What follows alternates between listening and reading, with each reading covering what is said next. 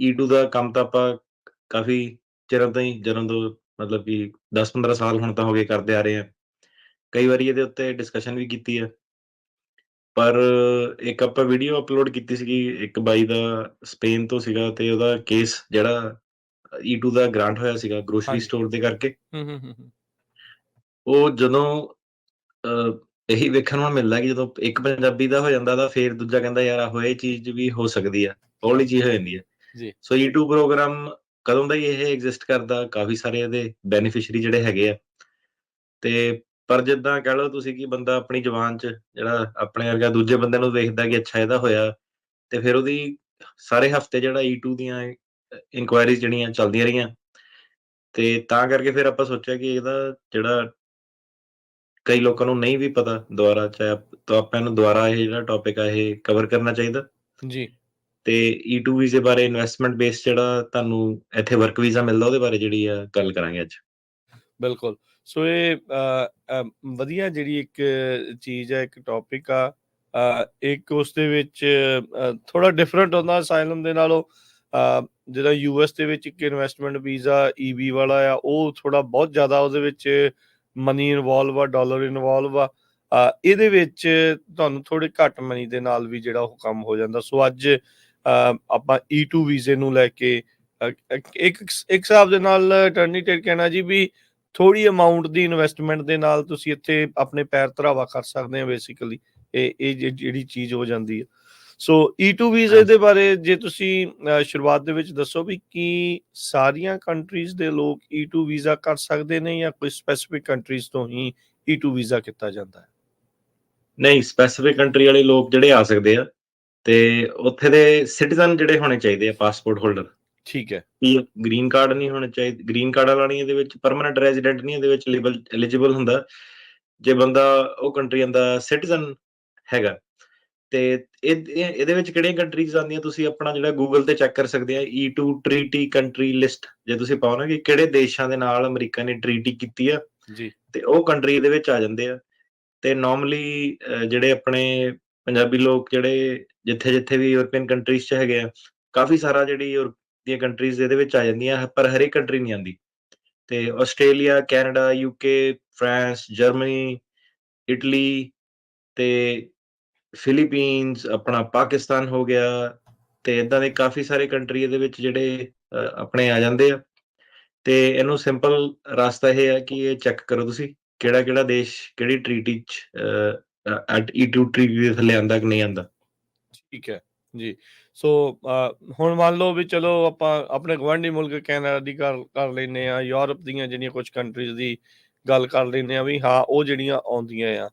ਸੋ ਇਹਦੇ ਵਿੱਚ ਫਿਰ ਕੀ ਆ ਕਰਨਾ, ਕੀ ਆ ਕਿੱਦਾਂ ਕਰਨਾ ਆ? ਜਿੱਦਾਂ ਕੈਨੇਡੀਅਨ ਹੁਣ ਬਹੁਤ ਸਾਰੇ ਜਿਹੜੇ ਟਰੱਕਰਜ਼ ਆ ਉਹ ਪੁੱਛਦੇ ਰਹਿੰਦੇ ਆ ਵੀ ਅਸੀਂ ਇੱਧਰ ਆ ਕੇ ਕੰਮ ਕਰਨਾ ਚਾਹੁੰਦੇ ਆ, ਕਿ ਜੌਬ ਕਰਨੀ ਆ ਜਾਂ ਇੱਥੇ ਆਪਣਾ ਕੰਮ ਖੋਲਣਾ ਆ। ਸੋ ਕੀ ਆ, ਕਿੱਦਾਂ ਹੈਗਾ ਆ, ਨਿਊਆਂਸ ਕੀ ਹੈਗੇ ਇਹਦੇ?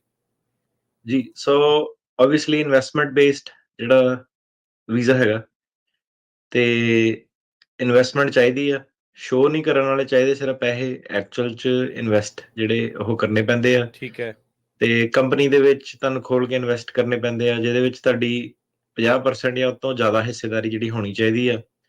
ਤੇ ਇਹਦੇ ਵਿੱਚ ਤੁਸੀਂ ਕੰਮ ਕਰਨ ਨਹੀਂ ਆ ਸਕਦੇ, ਇਹਦੇ ਵਿੱਚ ਤੁਸੀਂ ਕੰਪਨੀ ਨੂੰ ਮੈਨੇਜ ਤੇ ਡਾਇਰੈਕਟ ਕਰਨ ਆ ਸਕਦੇ ਆ। ਤੁਹਾਨੂੰ ਖੁਦ ਇੱਕ ਤਨਖਾਹ ਜਿਹੜੀ ਮਿਲਣੀ ਚਾਹੀਦੀ ਹੈ ਤੁਹਾਡੀ ਆਪਣੀ ਕੰਪਨੀ ਤੋਂ, ਤੇ ਤੁਸੀਂ ਉਹਨਾਂ ਨਾਲ ਬੇਸਿਕਲੀ ਇਹੀ ਵਾਅਦਾ ਕਰਦੇ ਆ ਕਿ ਮੈਂ ਪੈਸੇ ਇਨਵੈਸਟ ਕਰ ਰਿਹਾ, ਲੀਗਲ ਮਨੀ ਆ ਸਾਰਾ, ਤੇ ਕੰਪਨੀ ਦੇ ਵਿੱਚ ਮੈਂ ਜਿਹੜੀ ਕੰਪਨੀ ਨੂੰ ਚਲਾਊਂਗਾ, ਤੇ ਆਪ ਮੈਂ ਜਿਹੜੇ ਛੋਟੇ ਲੈਵਲ ਦੇ ਕੰਮ ਨਹੀਂ ਕਰੂੰਗਾ, ਤੇ ਜਿਹੜੇ ਹੋਰ ਉੱਥੇ ਦੇ US ਦੇ ਵਰਕਰਸ ਹੈਗੇ ਆ, ਸਪੈਸ਼ਲੀ ਗ੍ਰੀਨ ਕਾਰਡ ਹੋਲਡਰ ਤੇ US ਸਿਟੀਜ਼ਨ, ਉਹਨਾਂ ਨੂੰ ਮੈਂ ਹਾਇਰ ਕਰੂੰਗਾ। ਓਕੇ, ਠੀਕ ਹੈ। So basically investment company setup, EMPLOYEES ਨੂੰ ਹਾਇਰ ਕਰਨਾ ਤੇ ਆਪ ਵੀ ਉਸ ਦੇ ਵਿੱਚ ਜਿਹੜੀ ਉਹ ਤਨਖਾਹ ਲੈਣੀ ਹੈ। ਇਹਦੇ ਵਿੱਚ ਜੇ ਉਹਨਾਂ ਨੂੰ ਜਿਹੜਾ ਇਹ ਕੇਸ E2 ਦਾ ਫਾਈਲ ਕਰਨਾ ਆ, ਉਹਦੇ ਲਈ US 'ਚ ਆ ਕੇ ਕਰਨਾ ਪਊਗਾ ਜਾਂ ਉਹ ਆਪਣੇ ਮੁਲਕ ਤੋਂ ਵੀ ਕਰ ਸਕਦੇ ਆ? ਆਪਣੇ ਮੁਲਕ ਤੋਂ ਵੀ ਕਰ ਸਕਦੇ ਆ, US ਤੋਂ ਵੀ ਕਰ ਸਕਦੇ ਆ। ਜਿਹੜਾ ਆਪਣੇ ਮੁਲਕ ਤੋਂ ਕਰਦੇ ਆ ਉਹਦਾ ਬੈਨੀਫਿਟ ਇਹ ਹੁੰਦਾ, ਸੋ ਦੋਨਾਂ ਦੇ ਫਾਇਦੇ ਤੇ ਨੁਕਸਾਨ ਆ ਹਰੇਕ ਚੀਜ਼ ਦੇ। ਤੇ ਪਰ ਇਹ ਜ਼ਰੂਰੀ ਨਹੀਂ ਹੈਗਾ ਕਿ ਉਹ ਇੱਥੇ ਹੋਣ, ਬਾਹਰੋਂ ਵੀ ਜਿਹੜਾ ਆਪਣਾ ਵੀਜ਼ਾ ਇਹ ਕਰਕੇ ਆ ਸਕਦੇ ਆ। ਤੇ ਬਾਹਰ ਵਾਲੇ ਦੀ ਜੇ ਪਹਿਲਾਂ ਆਪਾਂ ਗੱਲ ਕਰ ਲਈਏ ਕਿ ਐਮਬੈਸੀ ਦੇ ਵਿੱਚ ਤੁਹਾਨੂੰ ਸੋ ਇੱਥੇ ਤੁਹਾਡਾ ਜਦੋਂ ਮੰਨ ਲਓ ਕਿ E2 ਬਿਜ਼ਨਸ ਲੈ ਲਿਆ ਤੁਸੀਂ, ਸਾਰੇ ਪੇਪਰ ਪੂਪਰ ਰੈਡੀ ਹੋ ਗਏ, ਤੇ ਫਿਰ ਤੁਸੀਂ ਐਮਬੈਸੀ ਨਾਲ ਜਿਹੜੀ ਇੰਟਰਵਿਊ ਉਹ ਸ਼ੈਡਿਊਲ ਕਰਦੇ ਹੋ। ਸੋ ਸਭ ਤੋਂ ਸਾਨੂੰ ਕਾਮਨ ਸਵਾਲ ਇਹੀ ਆਉਂਦਾ ਕਿ ਕਿੰਨੀ ਦੇਰ ਜਿਹੜੀ ਲੱਗੂਗੀ। ਹਾਂਜੀ ਤੇ ਆਬਵੀਅਸਲੀ ਜਦੋਂ ਤੁਸੀਂ ਪੈਸੇ ਮੂਵ ਕਰਦੇ ਆ ਇੱਥੇ, ਉਹਦੇ ਵਿੱਚ 100 ਚੱਕਰ ਜਿਹੜੇ ਹੋ ਜਾਂਦੇ ਆ। ਸਾਰਾ ਜਿਹੜੀ ਉਹਦੀ ਟ੍ਰੇਸਿੰਗ, ਸੋਰਸਿੰਗ, ਕਿੱਥੋਂ ਪੈਸਾ ਆਇਆ ਉਹ ਐਸਟੈਬਲਿਸ਼ ਕਰਨਾ, ਲੀਗਲ ਮਨੀ ਹੈਗਾ ਨਹੀਂ ਹੈਗਾ। ਫਿਰ ਬਿਜ਼ਨਸ ਦੀ ਜਿਹੜੀ ਸੇਲ ਪਰਚੇਜ਼ ਆ, ਐਸਕਰੋ 'ਚ ਤੁਸੀਂ ਜਾਂਦੇ ਆ ਜਾਂ ਡਾਇਰੈਕਟ ਬਿਜ਼ਨਸ ਜਿਹੜਾ ਬਾਏ ਕਰਦੇ ਆ, ਉਹਦੇ ਵਿੱਚ ਤੁਹਾਡਾ ਜਿਹੜਾ ਕਾਫੀ ਐਫਰਟ ਲੱਗਦਾ ਬਿਜ਼ਨਸ ਬਾਏ ਕਰਨ 'ਚ। ਉਹਨੂੰ ਹੁਣ ਤੁਸੀਂ ਮਹੀਨੇ 'ਚ ਵੀ ਖਰੀਦ ਸਕਦੇ ਆ, ਤੁਹਾਨੂੰ ਤੁਸੀਂ ਉਹਦੇ 6 ਮਹੀਨੇ ਵੀ ਤੁਸੀਂ ਲਗਾ ਸਕਦੇ ਆ। ਤੇ ਜਦੋਂ ਤੁਸੀਂ ਬਿਜ਼ਨਸ ਵਗੈਰਾ ਖਰੀਦ ਲੈਂਦੇ ਆ, ਫਿਰ ਉਸ ਤੋਂ ਬਾਅਦ ਸਾਰਾ ਜਦੋਂ ਪੇਪਰ ਵਰਕ ਇਨ ਪਲੇਸ ਆ ਜਾਂਦਾ, ਫਿਰ ਆਬਵੀਅਸਲੀ ਲਾਇਰ ਦਾ ਕੰਮ ਆ ਜਾਂਦਾ ਕਿ ਲਾਇਰ ਆਪਣਾ ਜਿਹੜਾ ਜਿੰਨਾ ਵੀ ਟਾਈਮ ਲਾਉਂਦਾ ਉਹਨੂੰ ਕੇਸ ਨੂੰ ਬਣਾਉਣ ਦੇ ਵਿੱਚ। ਤੇ ਐਮਬੈਸੀ ਦੇ ਵਿੱਚ ਫਿਰ ਤੁਸੀਂ ਇੰਟਰਵਿਊ ਇੱਕ ਸਕੈਜੂਲ ਕਰਦੇ ਆ। ਸੋ ਸੇਮ ਥਿੰਗ ਕਿ ਐਮਬੈਸੀ ਵਾਲੇ ਤੁਹਾਨੂੰ ਮਹੀਨੇ 'ਚ ਵੀ ਇੰਟਰਵਿਊ ਦੇ ਸਕਦੇ ਆ, ਤੁਹਾਨੂੰ 3 ਮਹੀਨੇ ਵੀ ਉਹ ਲਗਾ ਸਕਦੇ ਆ। ਸੋ ਜਿਹੜਾ ਪ੍ਰੋਸੈਸ ਆਬਵੀਅਸਲੀ ਥੋੜਾ ਲੰਬਾ ਖਿੱਚਿਆ ਜਾ ਸਕਦਾ ਜੇ ਬਾਹਰੋਂ ਦੀ ਤੁਸੀਂ ਆਉਂਦੇ ਆ। ਤੇ ਸਪੈਸ਼ਲੀ ਜਿੱਦਾਂ ਹੁਣ ਹੌਲੀਡੇ ਚੱਲਦੀ ਆ, ਥੈਂਕਸਗਿਵਿੰਗ ਆਉਣੀ ਆ, ਕ੍ਰਿਸਮਸ ਆਉਣੀ ਆ, ਤੇ ਕੋਈ ਸਰਟੇਨਟੀ ਨਹੀਂ ਕਿ ਐਮਬੈਸੀ ਜੀ ਨੇ ਕਿੰਨੀ ਸਪੀਡ ਨਾਲ ਜਿਹੜੀ ਇੰਟਰਵਿਊ ਦੇਣੀ ਹੈ। ਦੂਜਾ ਰਾਸਤਾ ਇਹਦੇ ਵਿੱਚ ਇਹ ਹੁੰਦਾ ਕਿ ਜੇ ਤੁਸੀਂ ਅਮਰੀਕਾ ਦੇ ਵਿੱਚ ਆਲਰੇਡੀ ਹੈਗੇ ਆ ਤੇ ਵੀਜ਼ੇ ਦੇ ਉੱਤੇ ਆਏ ਆ, ਜਿਹੜਾ ਉਹ ਨਹੀਂ ਕਿ ਐਸਟਾ ਜਿਹੜਾ ਵੀਜ਼ਾ ਵੇਵਰ ਹੁੰਦਾ, ਉਹ ਤੇ ਤੁਸੀਂ ਚੇਂਜ ਨਹੀਂ ਕਰ ਸਕਦੇ। ਠੀਕ ਹੈ ਜੇ ਸਪੈਸ਼ਲੀ ਤੁਹਾਡੇ ਕੋਲ B1 B2 ਜਿਹੜਾ ਬਿਜ਼ਨਸ ਵਿਜ਼ਟਰ ਵੀਜ਼ਾ ਹੁੰਦਾ 10 ਸਾਲ ਵਾਲਾ, ਜਿਹਦੇ ਚ ਤੁਹਾਨੂੰ 6 ਮਹੀਨੇ ਦੀ ਐਂਟਰੀ ਦਿੰਦੇ ਆ, ਜੇ ਤੁਸੀਂ ਉਹ B1 B2 ਸਟੇਟਸ ਤੇ ਆਏ ਆ, ਤੇ ਫਿਰ ਤੁਸੀਂ ਜਿਹੜਾ ਹੈਗਾ ਇੱਥੇ 90 ਦਿਨ ਬਾਅਦ ਤੁਹਾਡਾ ਇਰਾਦਾ ਬਦਲਦਾ ਕਿ ਨਹੀਂ ਮੈਂ ਅਮਰੀਕਾ ਤੋਂ E2 ਕਰਨਾ, ਤਾਂ ਤੁਸੀਂ ਕਰ ਸਕਦੇ ਆ। ਓਕੇ ਹੁਣ ਜਿਹੜੇ ਕੈਨੇਡਾ ਵਾਲੇ ਆ, ਉਹਨਾਂ ਨੂੰ ਆਪਣੇ ਪਾਸਪੋਰਟ ਦੇ ਉੱਤੇ ਹੀ ਜਿਹੜਾ B1 B2 ਮਿਲ ਜਾਂਦਾ। ਉਹ ਐਸਟਾ ਦੇ ਵਿੱਚ ਨਹੀਂ ਆਉਂਦੇ। ਜਿਹੜੇ ਕੈਨੇਡਾ ਵਾਲੇ ਆ ਉਹਨਾਂ ਨੂੰ ਟੂਰਿਸਟ ਵੀਜ਼ਾ, ਟੂਰਿਸਟ ਦੀ ਐਂਟਰੀ ਮਿਲ ਜਾਂਦੀ ਹੈ। ਸੋ ਕੈਨੇਡੀਅਨ ਜਿਹੜੇ ਉਹ ਸਿੱਧੇ ਹੀ ਇੱਥੋਂ ਕਰ ਸਕਦੇ ਆ ਚੇਂਜ 90 ਦਿਨ ਬਾਅਦ। ਪਰ ਜਿਹੜੇ ਯੂਰਪੀਅਨ ਆ, ਜਿਹੜੇ ਕਹਿੰਦੇ ਆ 90 ਦਿਨ ਵਾਲੀ ਇੱਕ ਜਿਹੜੀ ਐਂਟਰੀ ਹੁੰਦੀ ਆ, ESTA ਨਾ ਪ੍ਰੋਗਰਾਮ ਦੇ ਥੱਲੇ ਉਹ ਆਉਂਦੇ ਆ, ਉਹਨੂੰ ਵੀਜ਼ਾ ਵੇਵਰ ਪ੍ਰੋਗਰਾਮ ਵੀ ਜਿਹੜਾ ਕਿਹਾ ਜਾਂਦਾ, ਤੇ 90 ਦਿਨ ਦੀ ਸਿਰਫ ਐਂਟਰੀ ਉਹਦੀ ਹੁੰਦੀ ਹੈ।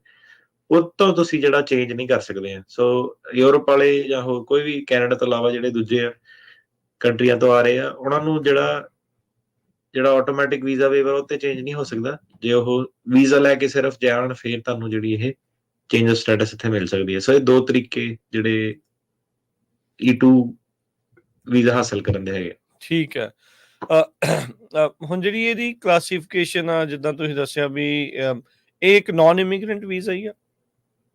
ਜੀ ਬਿਲਕੁਲ, ਇਹ ਇੱਕ ਨਾਨ ਇਮੀਗ੍ਰੈਂਟ ਵੀਜ਼ਾ। ਤੇ ਨਾਨ ਇਮੀਗ੍ਰੈਂਟ ਵੀਜ਼ਾ ਦਾ ਮਤਲਬ ਇਹ ਹੁੰਦਾ ਕਿ ਇਹ ਗ੍ਰੀਨ ਕਾਰਡ ਨਹੀਂ ਹੈਗਾ, ਪੱਕੇ ਰਾਏ ਨਹੀਂ ਤੁਹਾਨੂੰ ਪਾਉਂਦਾ। ਦੂਸਰੀ ਚੀਜ਼ ਇਹ ਆ ਕਿ ਜਿਹੜਾ E2 ਵੀਜ਼ਾ ਉਹ ਇੱਕ ਟੈਂਪਰੇਰੀ ਇੰਡੈਂਟ ਵੀਜ਼ਾ, ਠੀਕ ਹੈ ਸਟੂਡੈਂਟ ਜਿੱਦਾਂ ਹੁੰਦਾ ਟੈਂਪਰੇਰੀ ਇੰਟੈਂਟ ਵੀਜ਼ਾ ਹੁੰਦਾ।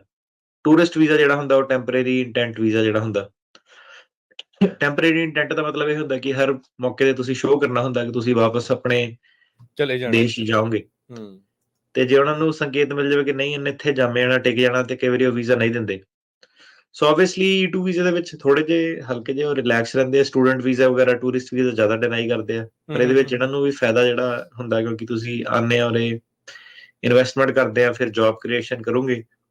ਸੋ ਉਹ ਵੀ ਜਿਹੜਾ ਬੈਨੀਫਿਟ ਜਿਹੜਾ ਸਾਰਾ ਦੇਖ ਕੇ ਕੀ ਆ, ਕਿੱਦਾਂ ਕਿੱਦਾਂ ਦੀ ਇਨਵੈਸਟਮੈਂਟ ਆ, ਤੇ ਉਹਦੇ ਹਿਸਾਬ ਨਾਲ ਫਿਰ ਜਿਹੜੀ ਸਰਕਾਰ ਆ ਉਹ ਡਿਸਾਈਡ ਕਰਦੀ ਹੈ ਅਮਰੀਕਾ ਦੀ ਕਿ ਵੀਜ਼ਾ ਜਿਹੜਾ ਦੇਣਾ ਕਿ ਨਹੀਂ।